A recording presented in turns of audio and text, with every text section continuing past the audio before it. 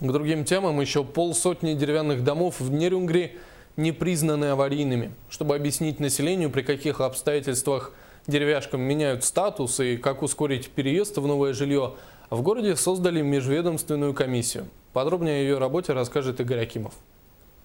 На сегодняшний день в Нерюнгри жители еще 55 деревяшек ожидают того момента, когда же их дом наконец признают аварийным и их переселят в новое уютное жилище. И многим из жильцов непонятно, почему их дом в удручающем состоянии до сих пор не признали аварийным и почему по сей день приходится жить в таких ужасных условиях, когда многие уже отпраздновали новоселье. Мне пояснили, что наш дом пока не признан ни аварийным, не были отписаны какие-то бумаги на капитальный ремонт дома, так как необходимо жильцам за свой счет заказать независимую экспертизу. С 2013 года работает обновленный состав межведомственной комиссии по признанию домов аварийными. Работа данной комиссии не является инструментальной, а для признания дома аварийным одним из необходимых документов для рабочей группы является заключение независимой экспертизы. Стоимость данной процедуры весьма дорогостоящая, и администрация города только за 2014 год оплатила экспертизу 12 домов. Гражданам также необходимо понимать, что оплатить экспертизу оставшихся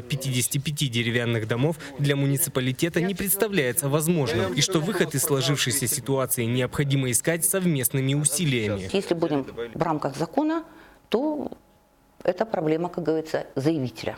Сегодня он должен предоставить. И если жильцы заинтересованы в том, чтобы быстрее их дом был признан аварийным, они должны подготовить полный пакет документов и передать для межведомственной комиссии. Потому что не муниципалитет принимает решение. Муниципалитет принимает решение только по результатам работы межведомственной комиссии. С каждым годом с наступлением весенней оттайки состояние домов деревянной застройки естественным образом становится значительно хуже. В этой части межведомственная комиссия с наступлением летнего периода ежегодно продолжает активную работу по обследованию домов и признанию их аварийными на основании всех необходимых документов, подтверждающих аварийное состояние дома, непригодное для дальнейшего проживания. Игорь Акимов, Дмитрий Горбов, НВК «Саха», Нерюнгри.